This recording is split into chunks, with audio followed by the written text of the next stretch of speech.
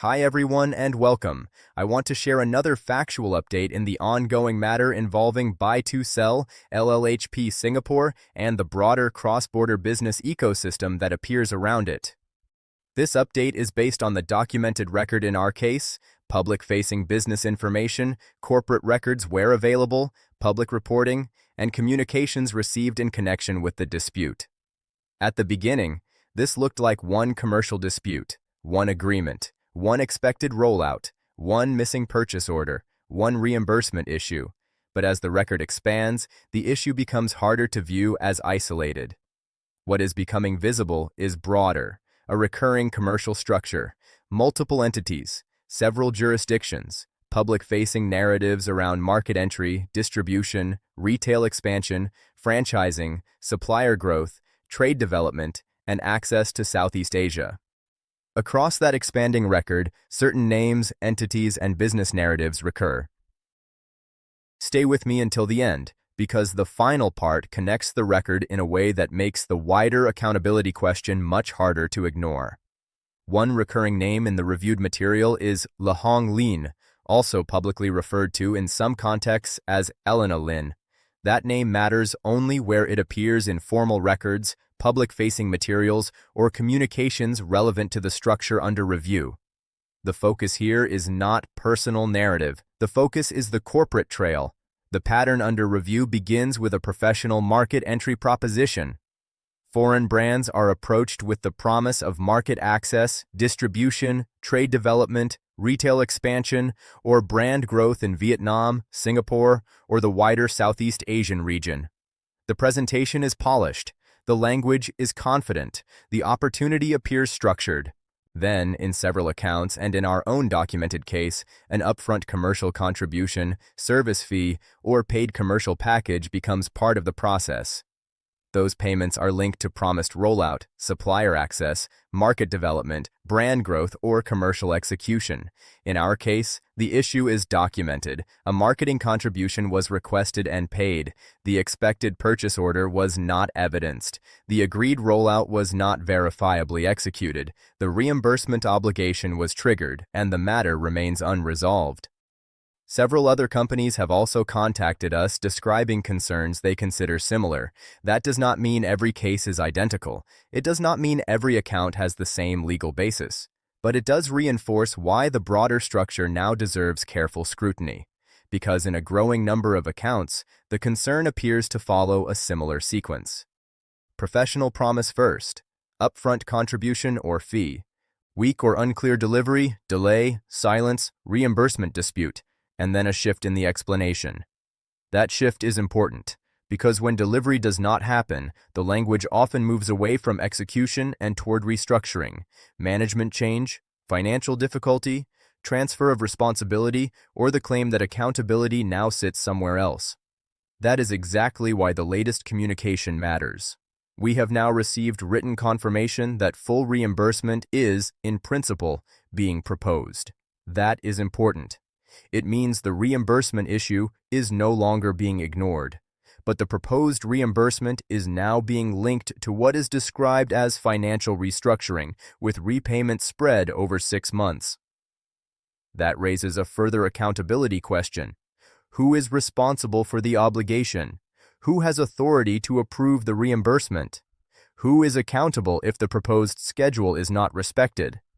And what formal commitment supports the repayment plan? Even the communication channel is relevant. The reimbursement proposal did not come from a clearly identified finance lead, legal representative, or executive signatory.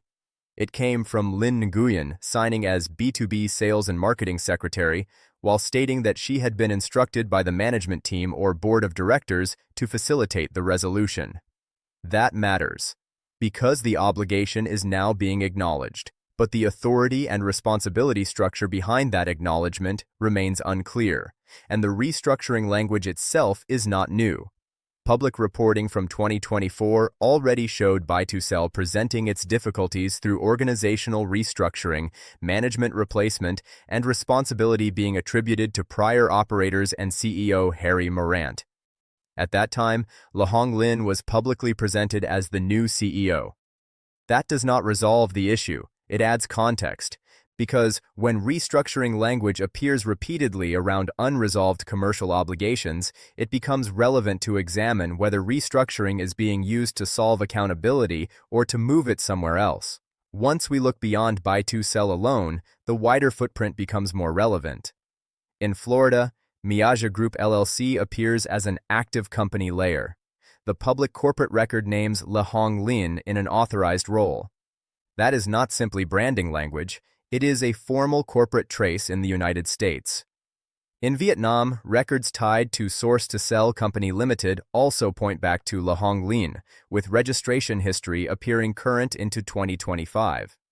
In the wine sector, public discussion around LaLa Wine and LLMH Group already showed industry participants raising concerns about outreach logic, sourcing clarity, commercial materials, and repeated contact under different names.